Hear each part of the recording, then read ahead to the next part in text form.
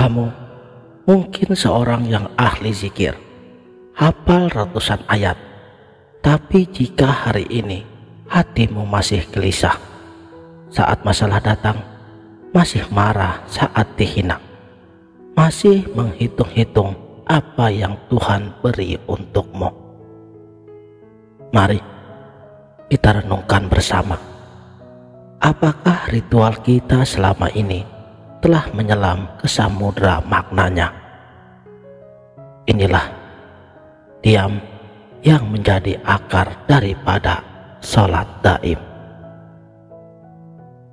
Bismillahirrahmanirrahim. Assalamualaikum warahmatullahi wabarakatuh.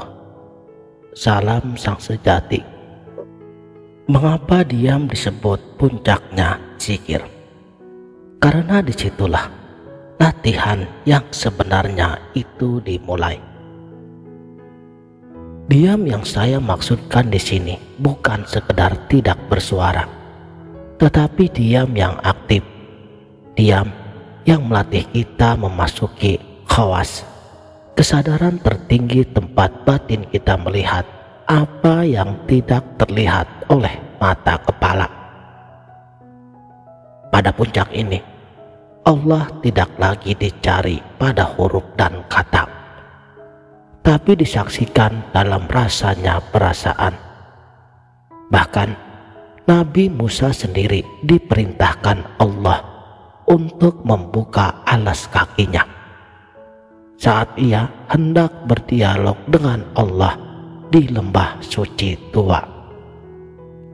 Simbol yang jelas, lepaskan segala yang melekat, termasuk kata-kata, untuk menyentuh yang mutlak.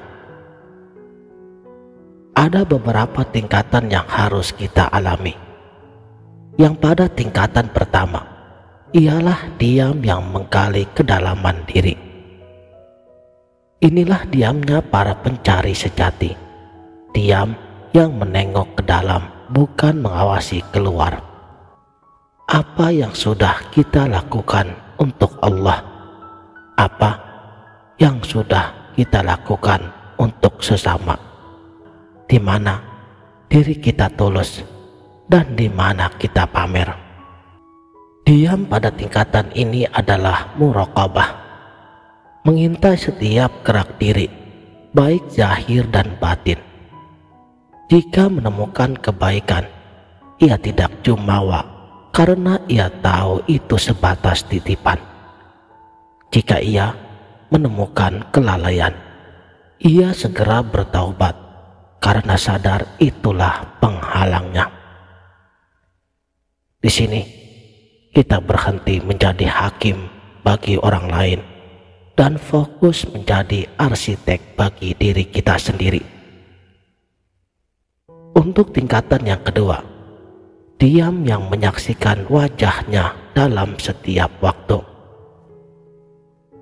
Di tingkatan ini, diamnya menjadi jendela. Kita tidak lagi sekedar merenungi diri, tapi menyaksikan Allah dalam setiap peristiwa. Suka duka, baik dan buruk, senang dan susah, semuanya adalah tamu terhormat yang membawa pesan ilahi. Seperti gelas yang dituangkan kopi pahit, warnanya gelap, dituangkan susu warnanya putih, tapi gelasnya tak pernah protes. Aku mau yang manis. Apapun itu, ia tetap menerima dengan lapang dada karena tahu tugasnya hanya untuk menampung. Begitulah hati di tingkatan kedua. Ia tidak lagi bereaksi terhadap rasa, keadaan, karena sadar bahwa setiap keadaan adalah wajah Allah tanpa rupa. Inilah zikir hidup yang sebenarnya. Melihat tangan Allah di sebalik hujan dan kemarau, di sebalik senyum dan air mata. Bagi yang telah mencapai ini, mengangkat gelas kopi pun bisa menjadi ibadah, menggendong anak yang menangis itu pun adalah zikir. Karena ia tidak lagi membaca Allah sekedar lidahnya, tapi menyentuhnya dengan rasa kesadaran dalam setiap detik. Dan untuk tingkatan yang ketiga, diam yang menyelam ke sumber rahmatnya. Ini adalah diam yang paling mendalam, seperti seorang penyelam yang menerobos gelapnya lautan untuk menemukan mutiara di dasarnya. Dan kita menyelam ke asal kejadian diri. Siapa aku sebelum diberi nama? Apa hakikatku sebelum identitas duniawi? Di kedalaman ini, kita menemukan Muhammad di dalam diri kita, bukan nama Nabi, tapi kesadaran pembawa rahmat. Kesadaran yang tidak lagi memikirkan apa yang bisa aku dapatkan, tetapi apa yang bisa aku berikan. Di sini, dualitas lenyap. Suka duka bukan lagi dua hal yang berbeda, tapi satu permainan cahaya bayang yang sama. Longgar dan sempit bukan lagi dua kondisi, tapi satu ruang untuk melayani. Kita bertindak bukan untuk menerima pujian ataupun menghindari celaan, tapi karena itu adalah sifat dasar Sang Muhammad pada diri kita, memberi, menjaga, membimbing dengan hati seluas samudra. Tapi waspadalah, karena banyak orang mengira dirinya ahli spiritual karena pencapaian lahirnya.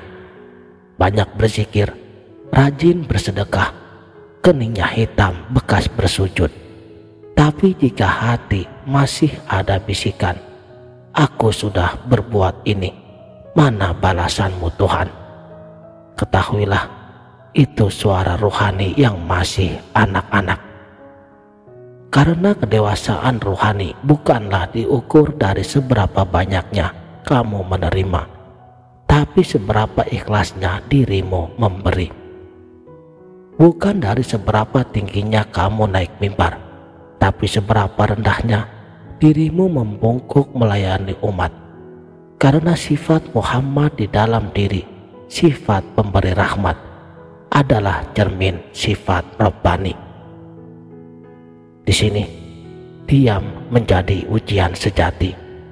Diamnya orang dewasa ruhaninya bukan karena tidak tahu jawabannya, tapi karena takut kata-katanya melukai. Diamnya bukan karena pasif, tapi karena sedang aktif mendengar jerit batin sesamanya. Diamnya adalah sholat daim, ibadah tanpa suara yang mengalirkan rahmat tanpa batas. Sekarang, mari kita buktikan.